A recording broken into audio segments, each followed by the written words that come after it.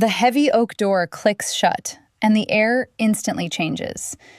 It's a sensory shift I've come to crave and dread in equal measure. The dry, dusty scent of rosin and old paper, cut through by the sharp, distinct line of her sandalwood perfume. I'm not just here to learn a sonata. I'm here to survive the next hour without my hands shaking, to endure the exquisite torture of her proximity without giving away the desperate, thrumming need for her approval that lives under my skin. She stands by the window, a silhouette of exacting standards and terrifying allure. She turns, eyes locking onto mine. The lesson begins. We have a ritual, she and I. It's a silent architecture we've built over months of Tuesday afternoons. I walk to the piano, the floorboards groaning softly under my weight, while she remains perfectly still. I set up the sheet music, Debussy today, something fluid and treacherous, and adjust the bench. The leather is cool against my legs. I take a moment to center myself, to breathe in the stillness of the room. It feels hermetically sealed from the chaos of the city outside, a resonant chamber where the only laws that matter are the ones she dictates. She is the master here, in every sense of the word. She is cool, composed, a study in untouchable grace. I am the student, porous and overwhelmed, absorbing every micro-expression, every shift in her posture. It's a dangerous dynamic. I feel like a raw nerve ending, exposed and sensitive to the slightest change in atmospheric pressure. I hear the sound of her heels on the hardwood as she moves from the window to her chair. Click, click, stop. The sound is precise, deliberate. She sits, and the room seems to tilt on its axis, gravity pooling around her. I can see the dust motes dancing in the shaft of late afternoon sun that cuts across the keys, suspended in the tension between us. It's quiet, but it's not empty. The silence is heavy, loaded with everything we aren't saying. Shoulders, she says. Her voice is low, a rich contralto that vibrates in my chest. It's devoid of unnecessary warmth, stripped back to pure instruction, which only makes the craving for it worse. I drop my shoulders, realizing I've been holding them up around my ears like a shield. Sorry, I murmur. Don't apologize, she corrects, her eyes tracking the movement of my hands as I place them on the keys. Just fix it. Tension kills the sound. Tension kills the sound. But tension is the only thing keeping me upright. I stare at the black and white keys, trying to steady my hands. Her gaze feels like a physical weight on my spine, a tactile pressure that makes it hard to think. I'm fighting a war on two fronts, the technical complexity of the music and the biological imperative that screams every time she leans forward. I try to focus on the mechanics, wrist height, finger curve, pedal timing. But my mind is traitorous. It drifts to the scent of her, the way the light catches the stray hairs escaping her severe bun, the absolute authority she wields with just a look. Focus, she whispers, and the word is a command that snaps my attention back to the ivory. I take a deep breath, trying to expand my ribs against the corset of anxiety I've laced myself into. I nod, more to myself than to her. I need to play. I need to channel this chaotic energy into something disciplined, something she will respect. I lift my hands, pausing for a beat to hear the silence one last time before I break it. I press down. The first chord is meant to be a question, soft and open. Instead, it comes out clumsy, the timing slightly off, the volume too harsh for the delicate mood of the piece. It betrays my nerves instantly. The dissonance hangs in the air, distinct and embarrassing. I freeze, fingers still depressing the keys, waiting for the inevitable correction. I don't look at her. I can't. I stare at the reflection of my own hands in the lacquered fallboard, watching them tremble, knowing she is seeing the exact same thing. The silence returns, but now it has teeth. I wait for her to speak, to dismantle me with a sentence, but for a long moment, there is only the sound of her breathing, and the overwhelming, terrifying realization that I am completely transparent to her. She didn't shout. She didn't even sigh, which would have been a mercy. Instead, her hand sliced through the air, a sharp, vertical gesture that severed the sound instantly. I froze. The silence that rushed back into the room wasn't empty. It was heavy, vibrating with the ghost of my mistake. I sat there, hands hovering uselessly over the keys, waiting for the verdict. I expected a lecture on tempo, or perhaps a dry, cutting comment about my lack of preparation, the kind that usually left me feeling small and hollowed out. But she didn't speak from her chair.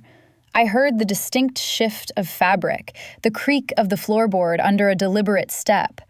She was moving. She was coming to me. The air in the room seemed to compress as she closed the distance, the atmosphere thickening with a sudden, sharp change in pressure. I stared strictly at the sheet music, the notes blurring into meaningless black dots, my heart hammering a frantic, irregular rhythm against my ribs. She stopped directly behind me.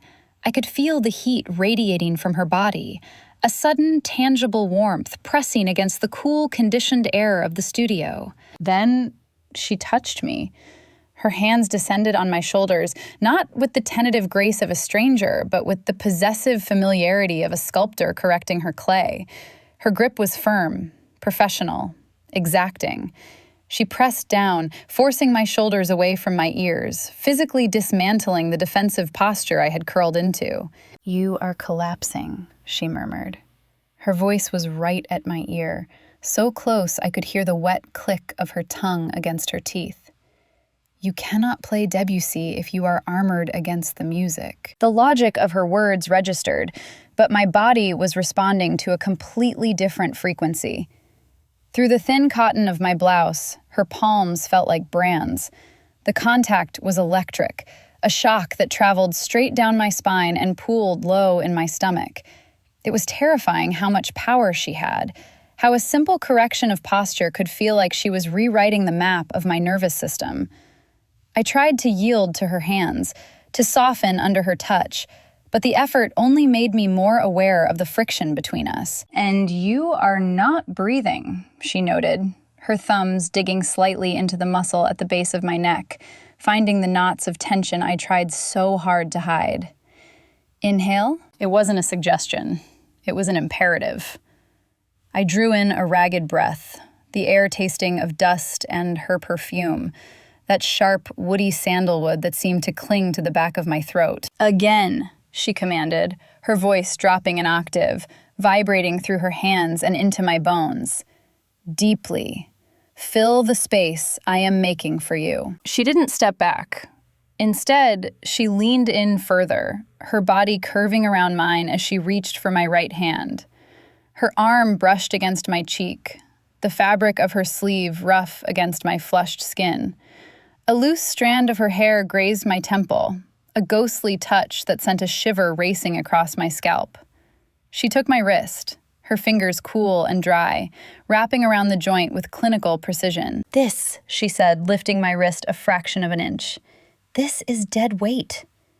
Her fingers slid from my wrist to the back of my hand, tracing the tendons. "You must be fluid, like water, not stone." I stared at our hands. Hers were pale, strong, the nails filed short, tools of her trade. Mine were trembling beneath them.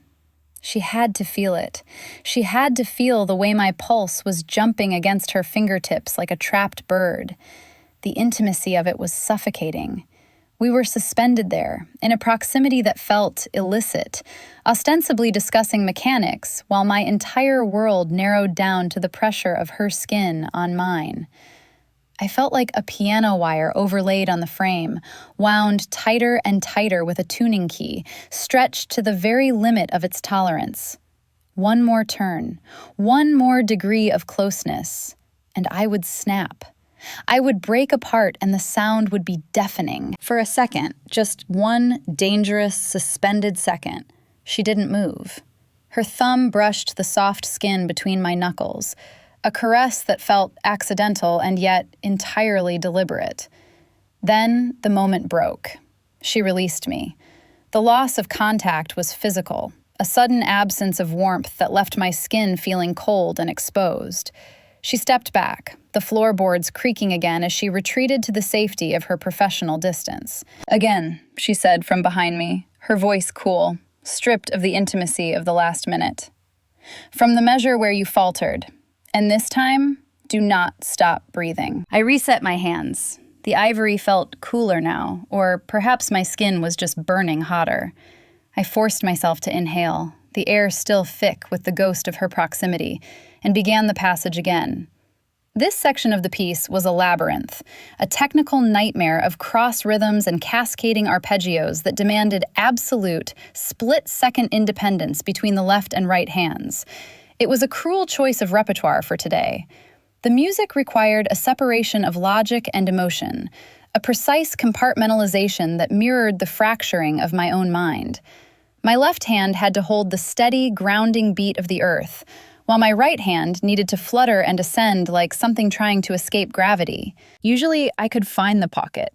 I could sink into the mathematics of the score and let the muscle memory take over. But today, the connection between my brain and my fingers felt severed, interfered with by the static of her presence behind me. I played the first measure, then the second. The sound was better, cleaner, but it lacked soul. It was mechanical, a desperate attempt to simply not fail, rather than an attempt to create art. I could feel her listening. Not just hearing the notes, but listening to the intention behind them. She was analyzing the silence between the chords, dissecting the hesitation in my phrasing. My eyes drifted. It was a fatal error, a lapse in discipline that I knew better than to commit. Instead of tracking the complex notation on the page, my gaze slipped down to the fallboard of the piano. The polished black lacquer was a perfect dark mirror. In the glossy surface, the room was reflected in high-contrast distortion. And there, hovering just over my left shoulder, was her reflection. She wasn't looking at the music. She wasn't looking at my hands. She was looking at the back of my neck. In the dark reflection, her expression was unreadable, stripped of the professional mask she wore when we were face to face. Her eyes were heavy, lidded, focused with a terrifying intensity on the exact spot where her thumb had dug into my muscle moments ago. It was a look of hunger, or perhaps just deep analytical curiosity, but it hit me with the force of a physical blow. My focus shattered. My right hand, reaching for a high octave, missed its mark by a fraction of an inch. My ring finger slipped, striking a B flat and an A natural simultaneously. The dissonance was jarring, a harsh, grinding clash that tore through the delicate texture of the piece like a knife through silk. It hung in the air, ugly and undeniable, an accusation vibrating in the resonant chamber of the room. I snatched my hands away from the keys as if they were hot iron. The silence that followed was worse than the mistake. It was a vacuum, sucking the oxygen out of the room. I stared at the keys, my face burning, waiting for the reprimand. I waited for the lecture on focus, on the unacceptable nature of such a clumsy error at this level of study. But the lecture didn't come. "You are somewhere else," she said. Her voice had changed. It had dropped that dangerous octave again, losing the sharp edge of the pedagogue and taking on a texture that was smoother, darker. I saw her movement in the reflection before I heard it. She walked slowly around the curve of the piano, trailing her hand along the rim, her fingers gliding over the black wood like she was caressing a lover. She came to rest in the crook of the instrument, leaning against it, directly in my line of sight. She crossed her arms, the fabric of her blouse pulling tight across her shoulders, and tilted her head. "I'm sorry," I managed, my voice sounding thin and reedy. "I lost my place." "No," she corrected softly. "You didn't lose your place. You lost your composure." She studied me, her gaze traveling from my hands, which were clenched in my lap, up to my face. She didn't look angry. She looked intrigued.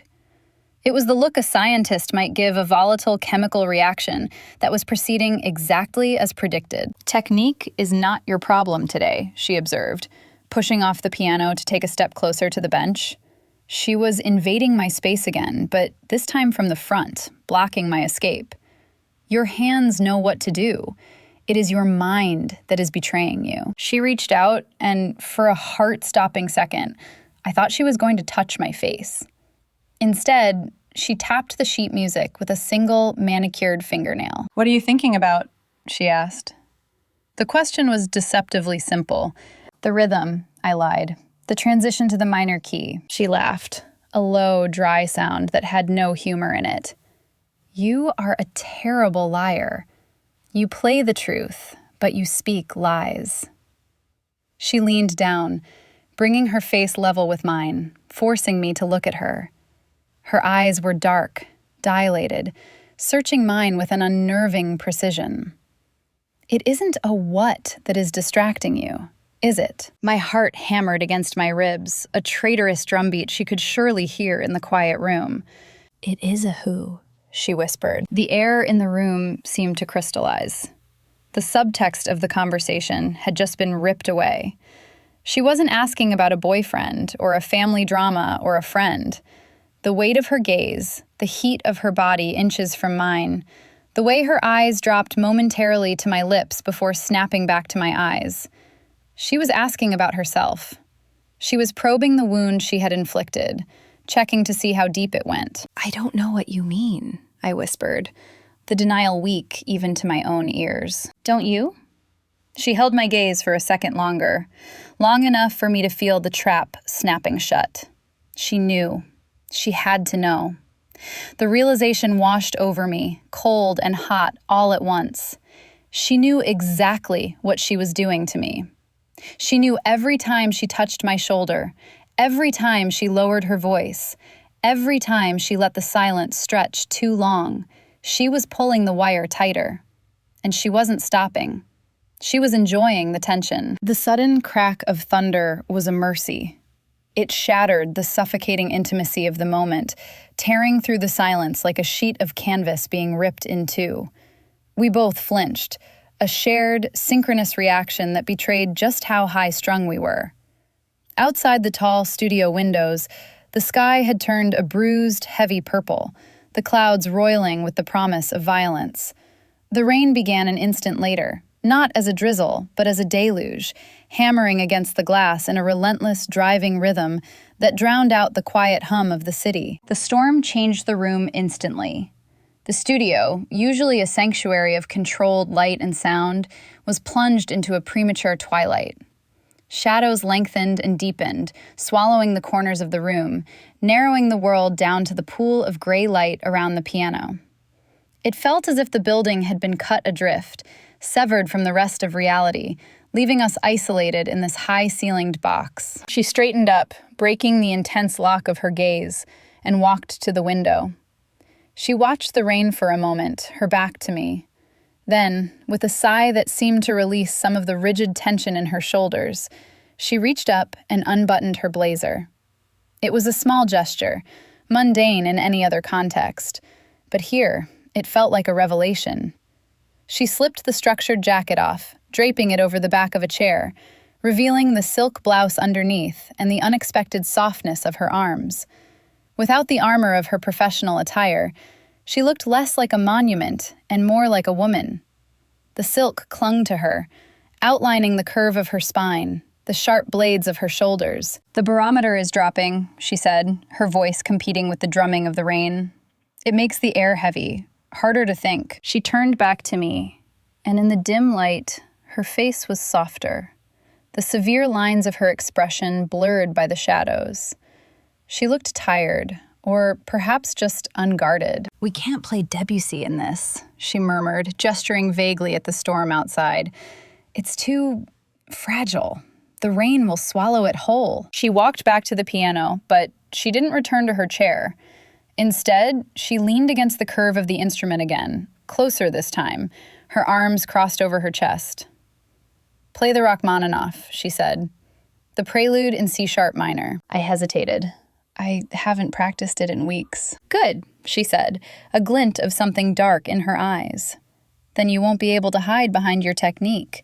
You'll have to feel for the notes. I switched the sheet music, though I didn't really need it. The opening chords of the prelude were burned into my muscle memory. 3 descending notes that sounded like the tolling of a funeral bell. A, G sharp, C sharp. I struck them, letting the weight of my arms drop into the keys. The sound was massive, dark, and resonant, filling the room and matching the heavy, oppressive atmosphere of the storm. The music was a physical release. It was angry, demanding, full of turbulent energy that mirrored the storm outside and the storm inside my own chest. I played with a force I hadn't known I possessed, channeling every ounce of frustration, every suppressed desire, every moment of fear into the keys. The piano roared back at me, a beast waking up. I could feel her listening differently now. She wasn't critiquing my fingering or my posture. She was listening to the emotion. I risked a glance up. She had closed her eyes, her head tipped back slightly, letting the sound wash over her. Her body was swaying almost imperceptibly with the rhythm, caught in the same dark current that was pulling me under. The rain intensified, lashing against the glass in sheets, the sound mixing with the heavy, thundering chords of the piano to create a cocoon of noise. It was a private world, a chaotic, deafening sanctuary where the normal rules of conduct didn't apply. We were alone in the dark, bound together by the violence of the weather and the violence of the music. Then, the lights flickered. Once, twice, and died. The sudden darkness was absolute. The hum of the air conditioning cut out, leaving only the sound of the rain and the fading resonance of the last chord I had struck. I froze, my hands hovering over the keys, my breath catching in my throat. I couldn't see her. I could only hear the rustle of silk as she moved in the dark, the soft click of her heels on the floor. "Don't stop." Her voice came out of the blackness, closer than I expected. "Play." I fumbled for the keys, playing blind, guided only by the geography of the keyboard and the sound of her breathing in the dark. The darkness stripped away the last layer of pretense. There was no teacher, no student, just 2 bodies in a dark room, and the music that bridged the terrifying electric distance between us. The darkness had weight. It pressed against my eyelids, heavy and thick, smelling of ozone and that persistent, maddening sandalwood. I was navigating the keys by touch alone, the geography of the piano my only anchor in the void. The Rachmaninoff had faded into a hesitant silence, the storm outside providing the only rhythm. "Move over," she said. Her voice wasn't a command this time. It was a murmur, intimate and low, coming from directly beside me. I felt the bench shift as she sat down. The leather groaned under the new weight. The bench was designed for 1 person, or perhaps 2 children. It was not designed for 2 grown women, not with the amount of static electricity currently arcing between us. I scooted to the left, my hip bumping the hard edge of the seat, but it wasn't enough. Her thigh pressed against mine, a long, warm line of contact that seared through my skirt. "Schubert," she whispered. "The Fantasia in F minor. Do you know the secondo part?" Yes, I stammered. "I haven't played it in years." "Follow me," she said. "I will lead." She placed her hands on the upper register. I couldn't see them, but I could feel the movement of the air as she lifted her arms, the rustle of silk. I found my position in the bass, my fingers trembling as they hovered over the keys. She began. The melody was haunting, a sorrowful, winding line that seemed to weep in the darkness. I came in underneath her, providing the heartbeat, the steady, pulsing rhythm that supported her flight. Playing a duet is an act of extreme intimacy. It requires a surrender of ego, a merging of 2 separate wills into a single, cohesive organism. In the dark, stripped of sight, that intimacy was amplified 1,000 times. We had to listen to each other with a terrifying intensity. I had to anticipate her rubato, to feel the slight hesitation before she struck a note, to breathe when she breathed, and we were breathing together. In the small, enclosed space of the studio, our breath fell into a synchronized rhythm. Inhale, exhale.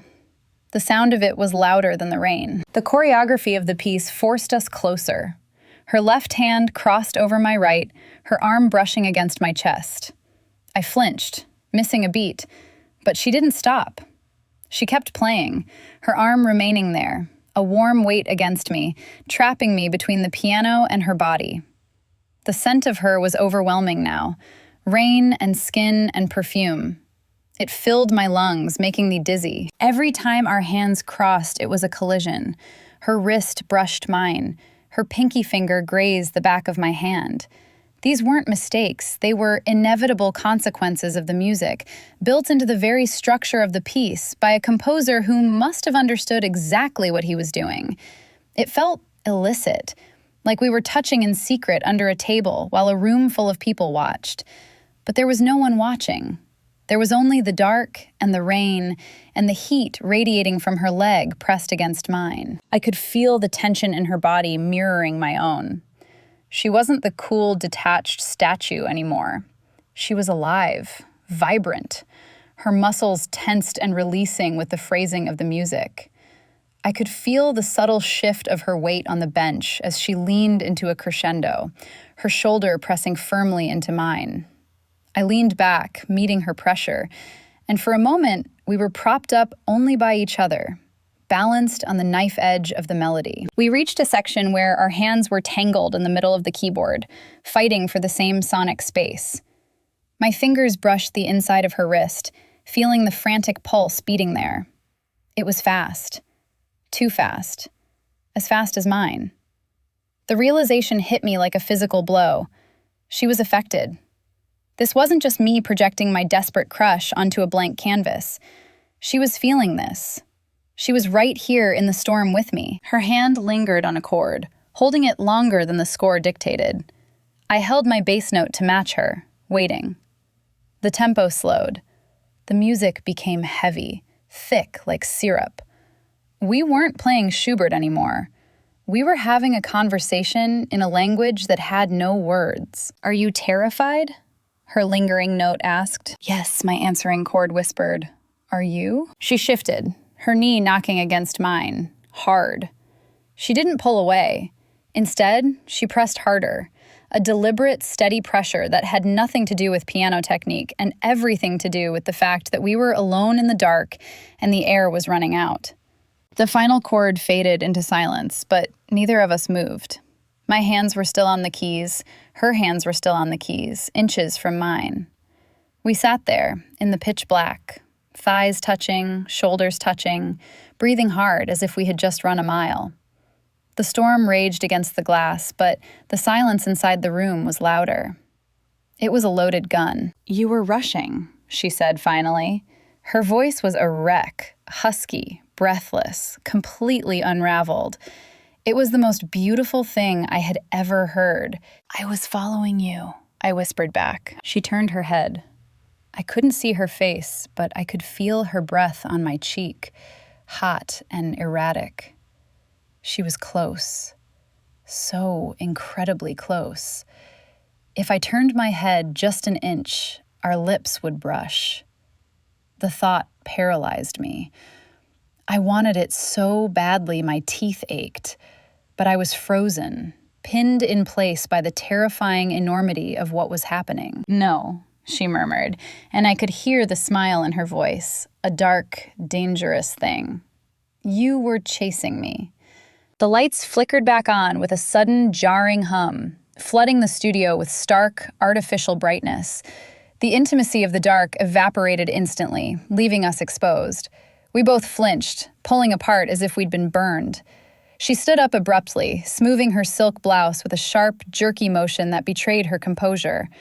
I stayed on the bench for a second longer, blinking against the sudden glare, feeling the cold space where her warmth had just been pressing against my side. "Water," she said, her voice tight. "We need a break." She walked to the small kitchenette in the corner of the studio, putting distance between us. I watched her go, my heart still racing a frantic rhythm against my ribs. I stood up, my legs feeling unsteady, and moved to the velvet armchairs arranged near the window. This was our designated theory corner, a place for discussing counterpoint and harmony, usually a safe zone from the emotional battlefield of the piano bench. Today, it felt like a courtroom. She returned with 2 glasses of water, the ice clinking softly. She handed me one without looking at me, then sat in the chair opposite mine. She crossed her legs, her foot tapping a restless, silent rhythm against the air. She took a long drink, and I found myself captivated by the movement of her throat, the way the muscles worked as she swallowed. It was such a simple, biological action, yet I felt like I was watching something private. She set the glass down on the side table with a decisive clack. "Schubert," she began, her eyes fixed on a point somewhere over my shoulder. "Understood that longing is not a passive state. It is active. It is a force." I took a sip of my own water, trying to cool the heat that was still rising in my cheeks. The tension in the piece, it never really resolves, does it? "No," she agreed, finally dragging her gaze back to mine. Her eyes were dark, still dilated despite the bright lights. "Resolution is boring. Resolution is the end of the story. The tension, that is where the life is." She leaned forward, resting her elbows on her knees, invading my personal space, even from 3 feet away. "You play the notes correctly, mostly. But you play them as if you are apologizing for them. You pull back right at the moment you should be leaning in." "I'm trying to be precise," I defended, my voice sounding small in the large room. "Precision is not the goal," she countered sharply. "Impact is the goal. You are holding back. Why?" The question hung in the air between us. Why? Because if I didn't hold back, I would spill over. Because if I played with the full force of what I was feeling, I would terrify her. Or worse, I would reveal myself completely. "I don't want to make a mistake," I said, falling back on the safe answer. "Mistakes are honest," she said, her voice dropping, becoming softer. "Perfection is a lie. You are so careful. You treat the music like it is fragile glass. It is not glass. It is flesh and blood. It can take it." She paused, her gaze dropping to my hands, which were gripping the water glass so hard my knuckles were white. "You treat yourself like glass, too." I looked at her. Really looked at her. The severe bun had loosened slightly, a few strands of hair framing her face. Her lips were parted, her breathing still slightly elevated. She wasn't talking about the music anymore. We both knew it. "Maybe I'm afraid of breaking," I said, the words slipping out before I could censor them. She looked at me then, a long, slow look that felt like it stripped the skin right off my bones. "And what if you did?" she whispered. "What if you broke? What would come out?" I swallowed hard. "You," I wanted to say. "You would come out. All this want would come out." "Chaos," I said instead. "Good," she said, a small, sharp smile touching her lips. "I like chaos. Chaos is honest." She stood up then, the sudden movement making me jump. She walked to the window, looking out at the rain that was still lashing against the glass. "The storm isn't stopping," she noted, her back to me. "We are trapped here." "I should go," I said, though I made no move to stand. "No," she said, turning to face me. The light from the street lamps below caught the planes of her face, casting her in shadow and light. "We aren't finished. You haven't broken yet." She walked back towards me, her heels clicking on the floor, a slow, predatory sound. She stopped in front of my chair, looking down at me. The power dynamic had shifted again. She was the master, I was the student, but she was challenging me. She was daring me to cross the line. "One more piece," she said. "And this time, no hiding. If you hold back, I will know, and I will stop you." I looked up at her, meeting her gaze. The challenge sparked something in me, a flash of defiance, a sudden hot flare of anger mixed with desire. I was tired of being careful. I was tired of the silence. "Fine," I said, standing up to face her. One more. She smiled, and it wasn't a nice smile. It was a smile of anticipation. Good, she said. Show me. The studio clock read past 9. The building was silent around us. The other offices and studios long since vacated, leaving us suspended in the quiet hum of the city night. My hands felt heavy, not with fatigue, but with a strange, buzzing exhaustion that comes from being hyper-aware for too long. I had been vibrating at a frequency only she could hear for hours, and my defenses were starting to fray at the edges. Chopin, she said simply, gesturing to the piano. Nocturne in C-sharp minor. The posthumous one. I didn't need the music. I knew this piece like I knew the sound of my own breathing. It was my 3 a.m. piece, the one I played when the insomnia hit and the world felt too large and too empty. I sat down, the bench still warm from our duet, a lingering physical memory that made my skin prickle. I started to play. Usually I filtered this piece. I polished the edges, restrained the rubato, kept the emotion tasteful and contained within the boundaries of good technique. But tonight, I was too tired to filter. The exhaustion had stripped away the layer of professional varnish I usually applied so carefully. I played it raw. I let the tempo drag where it wanted to drag. I let the melody weep openly. It wasn't perfect. It was messy, vulnerable, and terrifyingly honest. She didn't sit in her chair. She began to circle the piano. I could feel her movement like a change in air pressure. She walked slowly, her heels making no sound now, as if she were stalking the music itself. She moved behind me, then to my left, then around the curve of the instrument.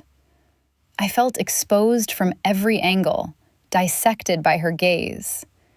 She was observing the exposed nerves in my performance, watching the way my shoulders hunched defensively, the way my head bowed over the keys. She stopped just behind my right shoulder.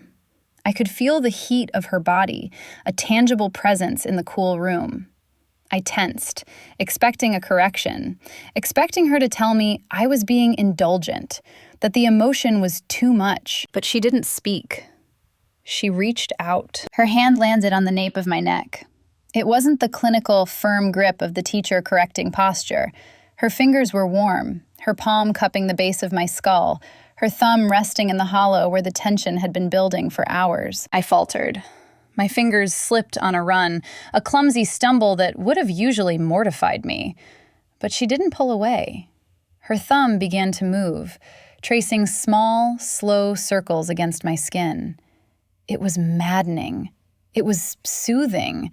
It was a touch that had no place in a piano lesson. "Relax," she whispered. She leaned down. I could feel her breath on my ear, hot and moist, sending a shiver cascading down my spine that had nothing to do with the music. "Let the weight of your head go," she murmured, her voice a low vibration against my skin.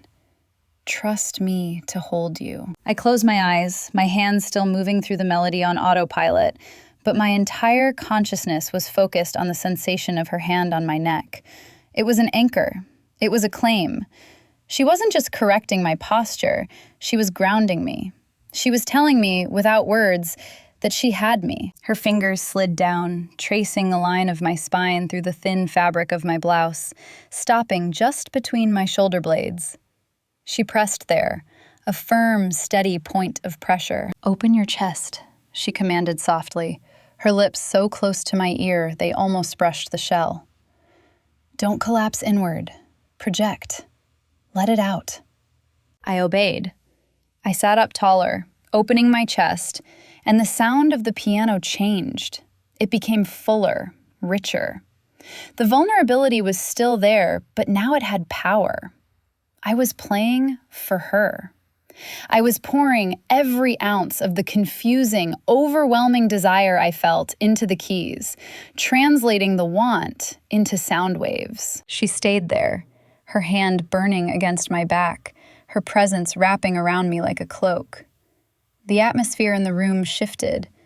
It was no longer an instruction. It was an invitation. The air was thick with it, heavy with the scent of sandalwood and rain and the unspoken thing that had been growing between us all night. We were standing on the edge of a cliff, and she was asking me to jump. The final note of the nocturne hung in the air, a fragile ghost of sound that refused to fade completely. My hands rested in my lap, trembling slightly, the aftershocks of the performance still rattling through my nervous system. The silence that followed wasn't empty. It was waiting. It was the intake of breath before a plunge. She stepped back, the warmth of her hand leaving my spine, and the sudden absence of her touch felt like a physical loss. She walked around the piano again, but this time she didn't stop at the curve. She moved to the center of the room, standing in the pool of light cast by the overhead track, looking at me with an expression I couldn't decipher. It was stripped of critique, stripped of the teacher's authoritative mask. It was just open. "That was honest," she said quietly. "But it was still safe. You were playing Chopin's pain, not yours." She crossed her arms, tilting her head slightly. "Play it again, but not the nocturne. Play the piece you were working on before the lesson started. The one you closed the moment I walked in." My heart skipped a beat. I hadn't realized she'd seen that. It was a composition of my own, a fragmented, unfinished thing that I had been pouring my frustration into for weeks. It was chaotic, dissonant, and entirely too revealing. "It's not finished," I said, my voice barely a whisper. "Nothing is ever finished," she countered. "Play it. For me. Not for the exam, not for the recital, for me." The command was simple, but the weight behind it was crushing. For me. It was a direct challenge to bridge the gap, to take the subtext that had been vibrating between us for months and make it explicit. I looked at the keys. They looked different now. Not like tools of a trade, but like weapons. I took a breath, the air tasting of ozone and her perfume, and placed my hands on the keys. I didn't need sheet music for this. It was written in my blood. I started with a low, rumbling ostinato in the left hand, a heartbeat, steady and anxious. Then, the right hand entered, not with a melody, but with a jagged, climbing figure that reached and fell, reached and fell. It was the sound of wanting something you couldn't touch. It was the sound of watching someone from across a room and feeling the distance like a physical ache. I closed my eyes and let go. I stopped thinking about hand position. I stopped thinking about theory. I poured everything, the obsession that kept me awake at night, the fear of her rejection, the terrifying, consuming desire to be near her, straight into the ivory. The music grew louder, more violent. It was a confession without words, a raw, unpolished scream of need. I played the dissonance of our relationship, the clash of the teacher and student, the harmony of our shared breath in the dark. I could feel her watching me. The intensity of her gaze was a physical sensation, a heat on my skin. I risked a glance. She was standing at the curve of the piano again, but she was leaning forward, her hands gripping the edge of the black wood until her knuckles were white. Her eyes were locked on my face, dark and burning. The mask was gone. There was no strict teacher there. There was only a woman, watching another woman unravel. The climax of the piece arrived, a series of crashing, discordant chords that demanded to be heard. I struck them with everything I had, my body swaying with the force of the movement. It was a release, a breaking of the dam. The sound filled the room, bouncing off the walls, drowning out the storm outside. It was loud, messy, and undeniable. And then, the resolution. Not a perfect cadence, but a sudden hanging silence. A question left unanswered. I let my hands drop to my sides, my chest heaving. The silence that rushed back into the room was deafening. It was louder than the storm. It was the sound of a truth finally spoken. She pushed off the piano. She walked toward me, slow and deliberate. Click, click, click. The sound of her heels measured the closing distance like a countdown. She didn't stop at a professional distance. She walked right up to the bench, her skirt brushing my knees. I turned on the bench to face her. I had nothing left to hide. My hands were empty. My defense was gone. I looked up at her, breathless, waiting for the verdict. But she wasn't looking at me like a student who had failed. She was looking at me like she had finally, truly seen me. "I heard you," she whispered. She moved then, stepping into the small V of space between my knees. It was a breach of every protocol, every unspoken rule that had kept us safely on opposite sides of the line for months. She was trapping me against the keyboard, her body a barrier between me and the rest of the world. The professional distance wasn't just bridged, it was obliterated. I could smell the rain on her skin, the sharp, intoxicating sandalwood, and beneath it, the scent of her own heat. "Do you understand what you just played?" she asked. Her voice was low, rougher than I had ever heard it, stripped of all its usual polish. I looked up at her, my heart hammering against my ribs like a trapped bird. "I played what you asked for," I whispered. "I played the truth." "No," she corrected, her eyes searching mine, dark and unreadable. "You played a question. You asked if I was listening." She leaned down, placing her hands on the edge of the bench on either side of my thighs, boxing me in. "I have been listening to you for months. I hear every breath you hold back. I hear every hesitation." "I was playing it for you," I admitted, the words tumbling out before I could stop them. It was the most dangerous thing I had ever said. She didn't pull away. Instead, she moved closer, her hips brushing against my knees. She reached up, her hands hesitating for a fraction of a second before cupping my face. Her palms were warm, her thumbs resting on my cheekbones, tracing the line of my jaw. Her touch was strong, capable, the hands of a master pianist, but they were terrifyingly gentle. "I know," she murmured. "I know you were." The tension in the room snapped. It wasn't a gradual release. It was a sudden, violent fracture of the restraint we had both been maintaining. She let out a breath, a shaky, ragged sound that matched my own. "I have been waiting," she confessed, her voice barely audible over the sound of the rain still drumming against the glass. "I have been waiting for you to break the rules, to stop asking for permission." "I didn't know if I could," I said, my voice trembling. "You can," she whispered. She tilted my head back, her thumbs brushing the sensitive skin under my eyes. "You just did." She leaned in, her forehead resting against mine. We stayed like that for a long moment, breathing the same air, eyes closed. It wasn't a kiss yet. It was the promise of one. It was the terrifying, exhilarating acknowledgement that the dynamic had irrevocably changed. There was no going back to the way things were. The teacher and the student had vanished, leaving only two women in a dark room, bound by music and a desire that had finally been spoken aloud. "The lesson is over," she breathed, her lips brushing against my cheek as she spoke. "Is it?" I asked, opening my eyes to find hers inches from mine. "No," she said, a small, private smile touching her lips. "But the music has stopped. Now we have to figure out the rest." I packed up my sheet music with trembling hands, the paper rustling loudly in the quiet room. The storm had passed, leaving only a steady, gentle rain. She watched me from the doorway, leaning against the frame, her arms crossed, that small, knowing smile still playing on her lips. The ghost of her touch still burned on my neck, a phantom pressure that made my skin tingle. I walked past her, the air between us charged and electric. "Same time next week?" she asked, her voice soft. "Yes," I said, breathless. "Same time." The door clicked shut behind me, but the sound of the piano and the silence we had shared echoed in my ears all the way home. If this tension resonated with you, subscribe to explore more stories where the music says what we cannot.